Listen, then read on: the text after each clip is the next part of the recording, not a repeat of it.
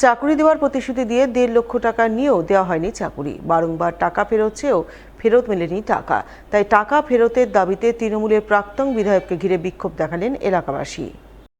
মঙ্গলবার এই ঘটনাকে ঘিরে জোর চাঞ্চল্য উত্তেজনা তৈরি হলো মালদার গাজলে। এদিন গাজলে তৃণমূলের প্রাক্তন বিধায়ক সুশীল রায়কে ঘিরে এলাকাবাসী বিক্ষোভ দেখান। চাকুরি দেওয়ার নামে নেওয়া টাকা ফেরতের দাবি জানান তার কাছে। এই ঘটনাকে ঘিরে এদিন গাজল কিষান মান্ডি এলাকায় ব্যাপক উত্তেজনা ছড়ায়। খবর পেয়ে গাজল থানার পুলিশ গিয়ে পরিস্থিতি নিয়ন্ত্রণে আনে। ঘটনায় রঞ্জিত ঘোষ নামে এক ব্যক্তি অভিযোগ করে বলেন, তার ছেলে বিক্রম ঘোষকে প্রাথমিক শিক্ষকের চাকরি দেওয়ার নামে প্রায় 14 বছর আগে তৎকালীন বিধায়ক সুশীল রায় তার কাছ থেকে 1.5 লক্ষ টাকা নিয়েছিলেন। কিন্তু টাকা নিলেও তিনি চাকরি দিতে পারেনি। টাকা ফেরত চাইলেও টাকা ফেরত পাননি।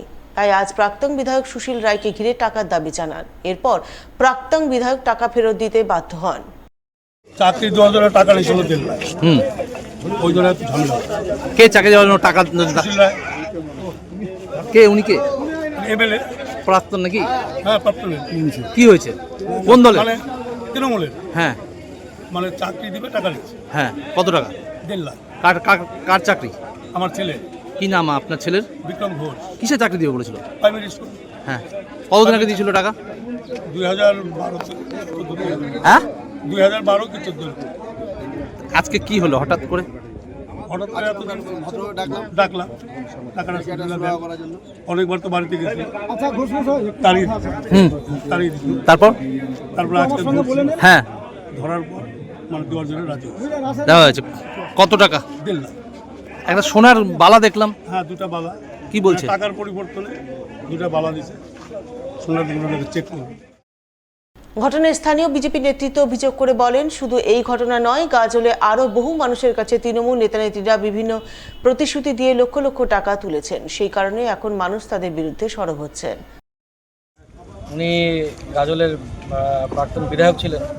তৃণমূল আমলে তার যে কালো কেচ্ছা সেগুলো আজকে বেরোতে শুরু করেছে। আজকে এই কিষান মান্ডিতেই, আমাদের এই কিষান মান্ডিতে এক যতন ঘোষের কাছে উনি চাকরি দিবে বলে টাকা নিয়েছিলেন।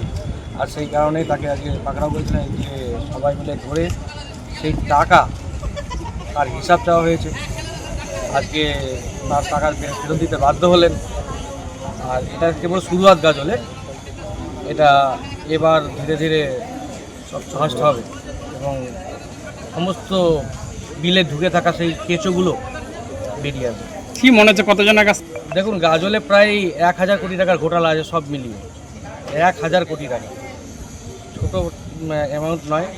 সাধারণ মানুষ যারা হয়তো বাড়িতে থেকেছেন, তারা বাড়ি থেকে উচ্ছেদ করার জন্য গুন্ডা পাঠিয়ে তার জমি দখল করা, কারো কাছে হয়তো কী বলে চাকরি দেবো বলে টাকা নেওয়া, কারুকে কী বলে পুকুর দখল করে নেওয়া, এগুলো সবই কন্টিনিউয়াস চলেছে দীর্ঘ 15 বছরের এই অরাজকতার শাসনকালে। এই বিষয়ে তৃণমূলের প্রাক্তন বিধায়ক সুশীল রায়কে ধরা হলে তিনি বলেন, তিনি কারো কাছে চাকরি দেওয়ার নামে টাকা নেননি। তবে তার দলের উত্তম সরকার নামে এক কর্মী টাকা নিয়েছিলেন বলে শুনেছেন। সেই কারণে তাকে টাকা ফেরত দিতে বলেছেন। সেই মতো উত্তম সরকার টাকা ফেরত দিয়ে বিষয়টি মিটমাট করে নিয়েছে। কোথায় আজকে ঘটনাটা? এই কিষান মান্ডি সবজি বাজারে। আমি প্রতিদিনে আসি, ওদের কাছে আড্ডা মারাই। কিন্তু ওদের কাছে আমি এমএলএ থাকার সময় আমি শুনেছিলাম 1 লক্ষ টাকা, এখন শুনছি 1.5 লক্ষ টাকা নিয়েছিল একজন। কে? উত্তম সরকার বলে। কি করে উনি? ওই এমনি ল্যান্ডের ব্যবসা করে, জমি জায়গা ব্যবসা করে। তখন তৃণমূল করতো, আমাদের সাথে থাকতো। হয়তো বলেছে নাকি চাকরি দিব, কি দিব এই বলে যেই কারণে হোক নিয়েছে। আমি অনেক পরে শুনলাম যে উত্তম আমার কাছে টাকা নিয়েছে। আপনার কাছে তো থাকে, আপনার কথা বলে নিয়েছে, আপনি চাকরি করে দেবেন। তো আমি বলছি, দেখেন আমার কাছে কোনো চাকরি নাই, আমি চাকরি দিতে পারবো না, আমি কারোর টাকাও নেই দাদা, এইটুকু আমার নাম আছে। তো আজকে ওরা হঠাৎ করে বলছে, টাকাটা তো আপনি জুম্মা নিয়েছিলেন। তাহলে হ্যাঁ, নিয়েছিলাম জুম্মা, হ্যাঁ, কিন্তু আমি টাকাটা উঠাতে পারিনি। এই করে ঝামেলা, লোকজন আসলো, বলছে টাকা আপনাকেই দিতে হবে। তখন আমি দায়িত্ব নিলাম যে আমি দিয়ে দেবো কয়েকদিন পরে। এরা দায়িত্ব নিচ্ছিল না। তো এখন আমি চাপ দিলাম যে টাকা নিয়েছে, ও এখন ওর বাড়িতে টাকা পৌঁছে দিয়েছে। কিন্তু পৌঁছে দিয়েছে, এদের সাথে এরা শুনলো, টাকা পৌঁছে দিয়েছে। হ্যাঁ, আমি এর মধ্যে নাই, আমি জানতামও না। ওদের সাথে আমার কথা হয়নি যে আমি চাকরি দিব, টাকা নিব, আমার হাতে টাকাও দেয়নি। হ্যাঁ, যে যে নিয়েছে এই গন্ডগোলের দেখে ও টাকা দিয়ে দিয়েছে। মালদায় ডাক্তারের ভিজিট কমানো সহ একাধিক দাবিতে আন্দোলনে নামল বিজেপি। আন্দোলনের অঙ্গ হিসাবে একাধিক দাবি দেওয়া সম্বলিত স্মারকলিপি পেশ করল ইন্ডিয়ান মেডিকেল অ্যাসোসিয়েশন মালদা শাখায়। এদিনের এই আন্দোলনে নেতৃত্ব দেন বিজেপির দক্ষিণ মালদার সাধারণ সম্পাদক বিশ্বজিৎ রায়, সাধারণ সম্পাদিকা নারায়ণী ব্যানার্জি সহ অন্যান্যরা। এদিন তারা সকলে মিলে মালদা শহরের মকদমপুর এলাকায় অবস্থিত মালদা আইএমএ ভবনে গিয়ে আইএমএর মালদা শাখার সম্পাদক ডক্টর অভিজিৎ মিশ্রর হাতে তাদের ডেপুটেশন কপি তুলে দেন। সেই ডেপুটেশন কপি তুলে দেওয়ার মাধ্যমে মালদায় ডাক্তারের অস্বাভাবিক ভিজিট কমিয়ে 200 থেকে 300 টাকার মধ্যে রাখা, বিভিন্ন ডাক্তারের কাছে নাম লেখানোর ক্ষেত্রে দালাল রাজ বন্ধ করা, রোগ নির্ণয়ের ক্ষেত্রে কোনো ডায়াগনস্টিক সেন্টারের নাম উল্লেখ না করার মতো একাধিক দাবি জানান। আজকে আমরা ইন্ডিয়ান মেডিকেল অ্যাসোসিয়েশনের সেক্রেটারির কাছে এসেছিলাম। ওনার কাছে আমরা অনুরোধ করলাম যে শহরের এবং গ্রাম বাংলার বিভিন্ন মানুষ যে ডাক্তারের যে ভিজিট 500, 700, 1000 টাকা, 1500 টাকা পর্যন্ত হয়ে গেছে, সেটাকে যাতে ন্যূনতম 200 থেকে 300 টাকার মধ্যে আনা যায়, তাহলে সাধারণ মানুষের, গরিব মানুষের প্রচুরভাবে কিন্তু সুবিধা হবে, তারা কিন্তু প্রাণে বাঁচতে পারবে। কিন্তু আপনারা জানেন যে স্বাস্থ্য ডিপার্টমেন্ট, মানুষের স্বাস্থ্যর বিষয়টা সবথেকে এসেন্সিয়াল বিষয়। সেজন্য প্রত্যেকটা জায়গায় দেখতে পাবেন হাজারো হাজারো রোগীরা সকাল থেকে ডাক্তারের কাছে আসেন, নাম লিখে ভোরবেলা থেকে এসে নাম লেখায়। এবং আমরা ডাক্তারের ভিজিট যেমন বলেছি যে 200-300 টাকার মধ্যে আনার একটা আমরা আর্জি জানিয়েছি আইএমএর কাছে। পাশাপাশি বলেছি যে যত নাম লেখানোর যে বিষয়টা ডাক্তারবাবুদের, যে এখানে প্রচুর দালাল চক্র চলছে, ভোরবেলা থেকে এসে এবং ডাক্তারের সম্পূর্ণ ভিজিট পেমেন্ট করে সেখানে নাম লেখাতে হচ্ছে। আমরা অনুরোধ করেছি যে অনলাইন যাতে নাম লেখানোর প্রসেসিংটা হয়, তাহলে কী হবে, উইদাউট টাকা এবং অনলাইন, টাকা না দিয়ে অনলাইন যদি নাম লেখানোর সুবিধা হয়, তাহলে গ্রাম বাংলার প্রচুর প্রান্তিক মানুষ দূর দূরান্ত থেকে আসে নাম লেখাতে, সেটা অসুবিধা হবে না। আর এবং বিশাল একটা দালাল চক্র চলছে। তৃণমূল কংগ্রেস সরকার চলাকালীন এই স্বাস্থ্য ব্যবস্থাটাকে দালাল চক্রে পরিণত করেছিল। তাই আমরা দালাল চক্রটাকে মুক্ত করার জন্য আইএমএর কাছে, আমরা ইন্ডিয়ান মেডিকেল অ্যাসোসিয়েশনের সেক্রেটারির কাছে অনুরোধ করলাম যে এই বিশেষ কিছু পয়েন্ট নিয়ে আমরা ডেপুটেশন দিলাম। এবং আগামী দিন আমরা এসপি সাহেবের কাছে যাব। ইন্ডিয়ান মেডিকেল অ্যাসোসিয়েশনের সেক্রেটারি উনি বলেছেন আমাদেরকে যে প্রশাসনের সহায়তা দরকার, কারণ হচ্ছে এখানে ভুয়ো চিকিৎসক, ভুয়োভাবে যে দালাল চক্র চলছে, তার জন্য অ্যাডমিনিস্ট্রেশনের হেল্প লাগবে।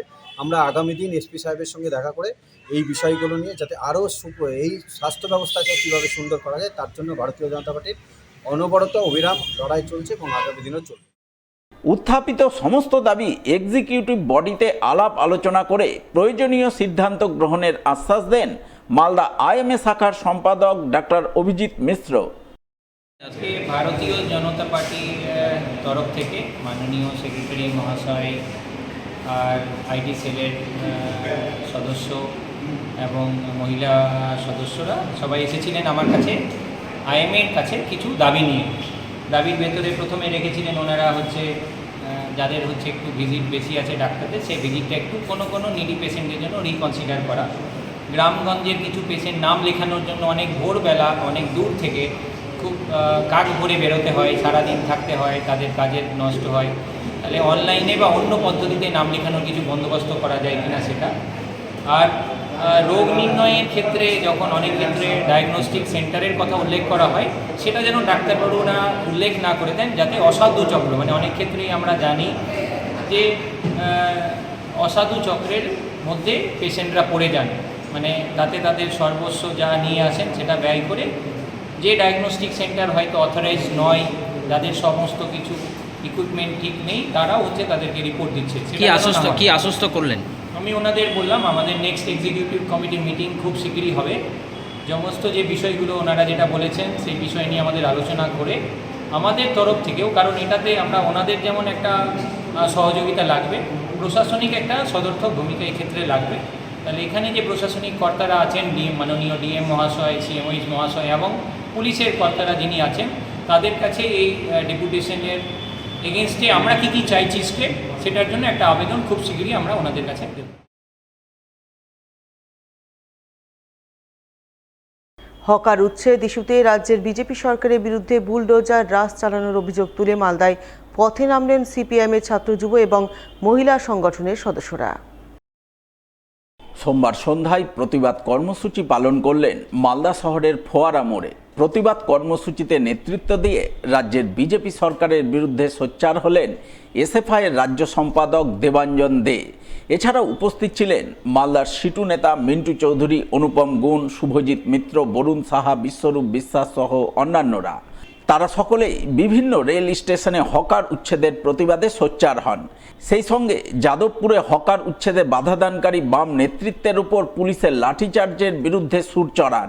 পুনর্বাসন ছাড়া হকার উচ্ছেদ হলে তীব্র আন্দোলন গড়ে তোলার হুঁশিয়ারি দেন উপস্থিত বাম নেতৃত্ব। গোটা বাংলা জুড়ে বুলডোজারের শাসন চলছে।